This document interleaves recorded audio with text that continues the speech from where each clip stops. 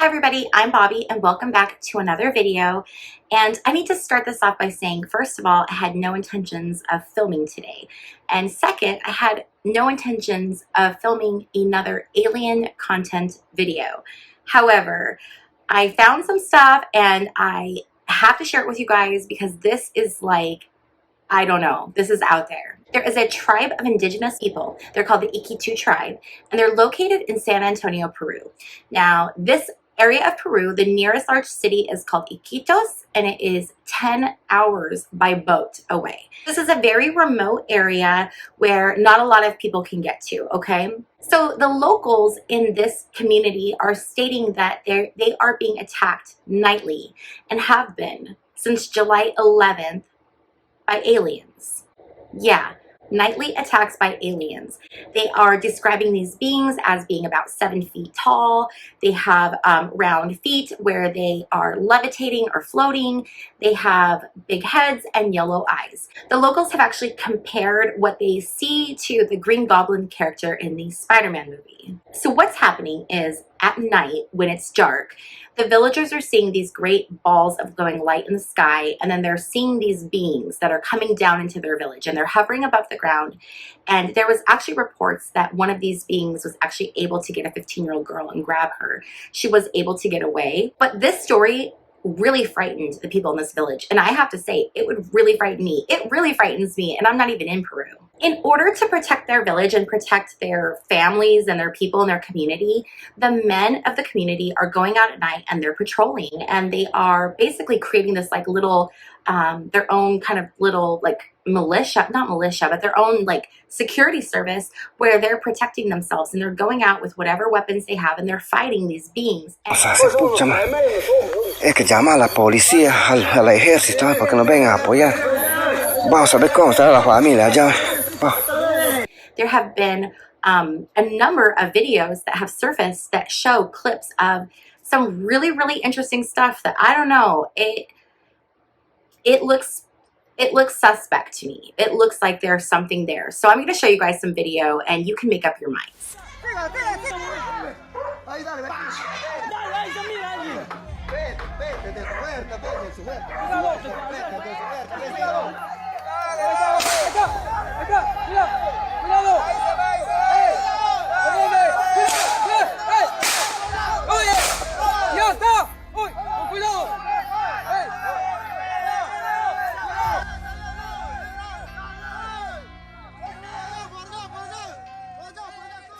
Before we fully get into this video, I do want to take a moment to remind you, if you have not already subscribed, what are you waiting for? Subscribe. Let's hang out. Let's be friends. If you want to, you can hit the notification bell and it will alert you every time I upload new content. And if you like content like this, give this video a thumbs up so that I know and I'll make more videos like this. Okay, let's get back to what we're talking about.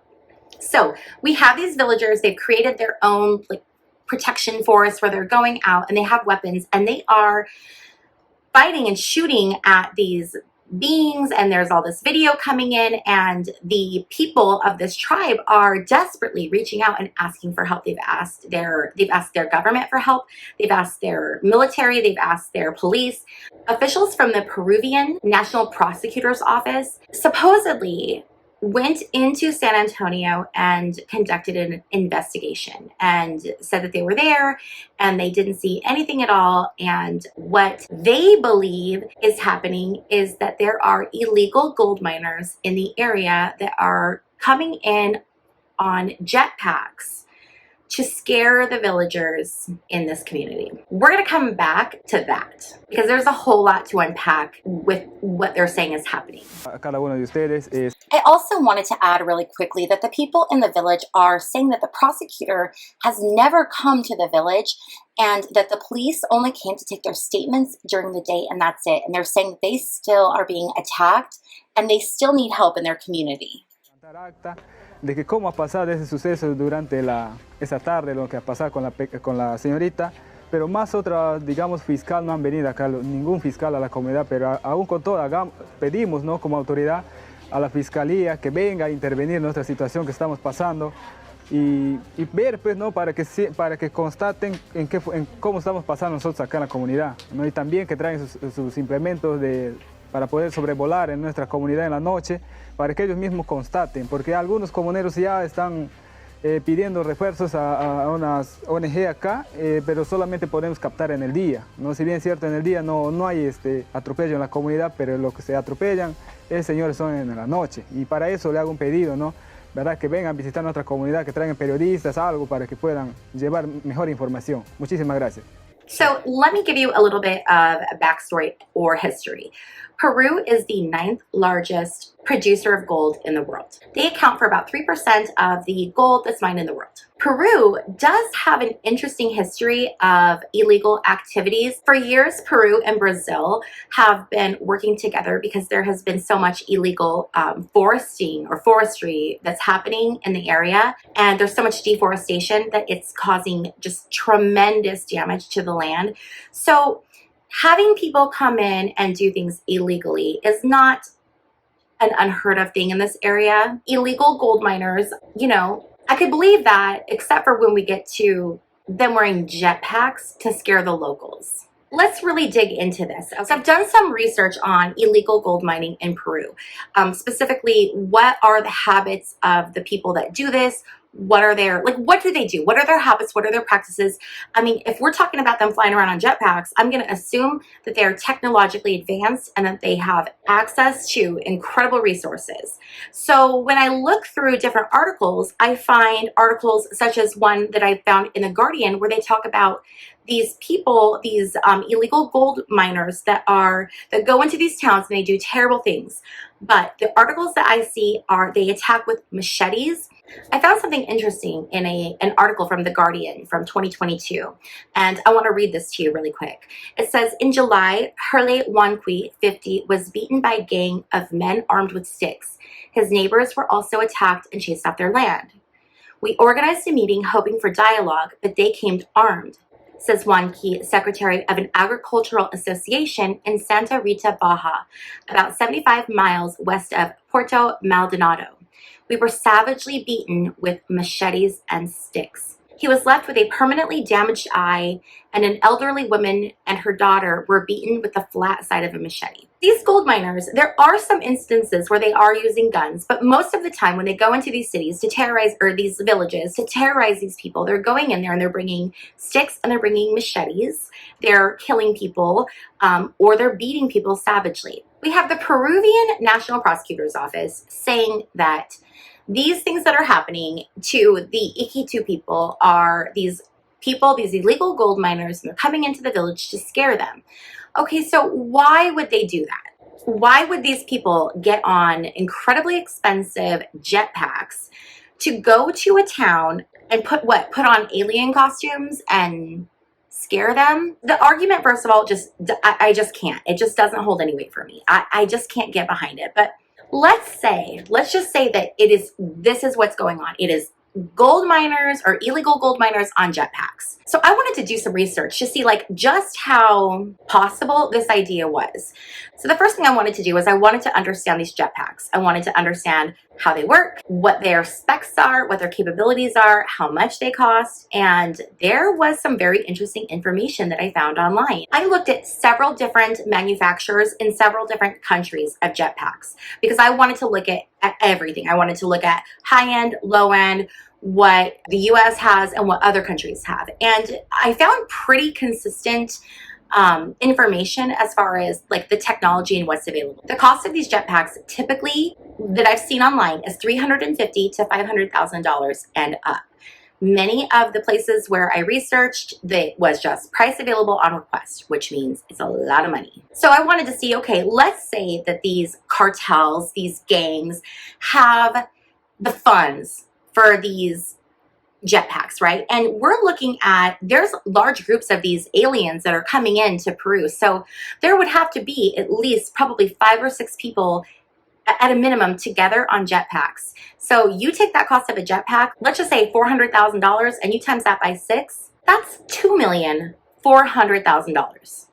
Just on a tool to buzz in and scare the locals, when in other villages, they're just going in and beating them with sticks and machetes that are really inexpensive. And I don't want to make light of the fact that these people are being attacked because it's not funny, but it's just like, come on, let's really think about that. Do these cartels have $2.5 million to spend on jetpacks to use for a fear tactic? But let's say that they do. Okay, let's say that they've got all the money in the world and they can afford every jetpack out there. Okay, so are these jetpacks capable of doing the things that we're seeing these beings do? So what I mean by that is this village is a 10-hour boat ride from the nearest city of Iquitos.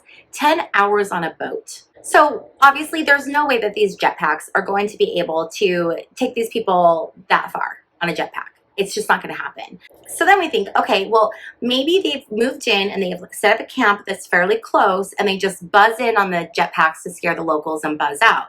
All of the jetpacks I have seen. Now, if you have seen something else, please leave it in the comment section down below because I really want to know about this stuff. And I'm limited to kind of just what I was able to research and find on Google. But if you have better information than me, please share it. But from what I've seen, the maximum amount of time that you can fly one of these jetpacks, I've seen like 8 to 13 minutes, but 13 has been the max. That's it. That's all they have power for. They can't carry a lot of fuel in them. So these people would have to fly in from wherever their camp was. And even if their camp was super close, it has to be more than a few minutes out. Otherwise, the tribe would have found them. So they have to be far enough out that the tribe hasn't discovered them, but close enough that they can fly in on a jetpack, scare the locals, and fly back out and not run out of gas. Which brings me to another point, the gas. So these people are flying around on jetpacks and the locals are shooting at them. They are shooting guns at them. They are firing at them. And there is a real risk that these people on jetpacks could get hit by a bullet. And I can't imagine that these would be fully bulletproof armored jetpacks and fully bulletproof armored people from head to toe that were not afraid that being out there was going to get them shot and blown up. That to me it doesn't make sense. What would be the purpose in these people just flying in, looking like aliens and scaring the locals and then leaving and doing this every single night? There's nothing in the village that these gold miners would want. So why would they spend the time and the effort and the resources and the money to go in just to scare these people? In an effort to get people to buy into the story that they're selling, the Peruvian government launches a mega operations to go in and investigate and find out what's going on with these illegal gold miners. And what they find is a camp founded Madre de Dios. They went into this camp, they found everything that they were doing, they seized their equipment. And one of the things that was really interesting is there were some pictures that were released. This did not look like a high-tech camp. I mean, this looked like people that were coming in, living in not great conditions, and it did not look like this technological hotspot. From what I've seen, these shelters look really like thrown together. So how are they going to have $2.5 million in equipment that they would have to keep, I would imagine, very, protected from the elements, and you couldn't just throw it on the ground. Like, it was something you'd have to really care for. How are you going to do that in that environment? And oh yeah, by the way, not a single jetpack was found in the village when it was discovered by the Peruvian officials. Maybe they were just all out flying that day. So I've tried to come up with alternative theories, right? Like, if this isn't aliens, what could it really be? Like, let's really look at this with a very open, reasonable mind. Let's look at what this could be. So the only thing that I can think of that would make sense anyway, is who would have the technology to actually have jetpacks that might potentially be capable of doing these things. Well, the only people or entities that I could think of that would have the amount of money to do that and the potential to the equipment and the technology to do that would have to be some type of military, right? And I've heard people say, like, oh, it's probably like military going in there. And okay, like, I could see that. I could totally believe that some military has capabilities to make jetpacks that could go the distance, have the capabilities. I don't know about the bulletproof stuff. I mean, maybe. I don't know, though. I think if that was available, police officers would have it right now. So I don't know. I mean, we're still losing soldiers in war. I can't imagine that we have complete bulletproof capability or technology, but let's just say we do. Okay, so it's all out there, and there's a government that's doing this. This is, or a military. This is being done by some type of a military organization. Why would they pretend to be aliens? Because all the governments want to do is shut that down. They don't want to talk about this. They want this to be like, yep, we've dealt with it and slid it under the rug. Governments around the world do a lot to really hide UFOs, aliens. I mean, look at our own government. They're coming out now and they're saying that we had an agency that worked independent of Congress that was privy to all of these different things that are coming out now in these congressional hearings. Countries have histories of trying to quiet talk about aliens and UFOs. So then why would a government, or excuse me, a military, purposely go into a village and make people think that they're aliens? That does not make sense. I don't think that makes sense. I can't see like a government going in and pretending to be aliens. And these are not the only attacks or sightings or activity that's gone on in the area. Right next door, on the border, in Brazil, between 2013 and 2015, in the Brazilian state of Acre, which is actually on the border of Peru, similar sightings and events were reported, and they were repeatedly reported. It was communicated to the government. The government investigated, but what they found in their investigation was they went into this area where it was indigenous tribal people. They still lived the way that their ancestors lived. And so they would do ayahuasca ceremonies. If you're not familiar with ayahuasca, I actually have a video on my channel that I will link somewhere up here so that you can go check that out. I did ayahuasca, so I have a whole video about my experience with that. But so what they were saying was, well, these people in Brazil are claiming that there's UFOs and aliens, but we've come in and we're looking and we see that, oh, they're doing ayahuasca, they're drinking ayahuasca tea, so they're hallucinating and everything. It's not real. It's hallucinations. But not everyone in the village is going to drink ayahuasca tea. But many, many people in that village have seen the UFOs. There are some really amazing documents that I have found that I will leave in the description box down below from a gentleman that I found on Twitter who works with the UAP Brazil. And the documentation that he has posted is incredible. You can actually read where there's all these different accounts of people seeing these aliens, these beings. And these people are, it's interesting because you can see what their occupation is. And so some people, it will say that they're indigenous to the area, but there's other people who are in the government, nurses, people, just different people. I've heard arguments that say that, you know, well, these people live in a village and so they're indigenous, and it's hard to believe when they're giving like descriptions or distances and things like that because they haven't been like formally educated. And so when they say something, we can't guarantee that it's, you know, accurate because they haven't been educated. And no way. Because just because someone doesn't have a formal education does not mean they don't have depth perception. And no, I don't believe that for a second. There's plenty of people in this world who are unable to read or haven't learned how to read, but absolutely can understand distances. So I think that that's just a stupid argument. And honestly, that's kind of an insulting argument for the people in those communities. Because I would honestly say these people, they have lived this land for so many years through their ancestors. I mean, hundreds and potentially thousands of years. These people have lived in this land. So you can't tell me that they don't know distances and things like that. I want to know, what do you guys think? What theory could possibly make sense? Who would be doing this? If it's not aliens, who is doing it? And why are they doing it? And what's the purpose? Because I can't find anything that makes sense, even if it's gold miners. Why would they do this when they have no history of doing this in the past? This just does not make sense to me. So please leave a comment down below to tell me what you guys think about all of this, because I really want to know. If you like this video, please be sure to give it a thumbs up. Again, it lets me know what content you guys like and what to make more of. And again, if you haven't subscribed, come on, it's time. Let's do it.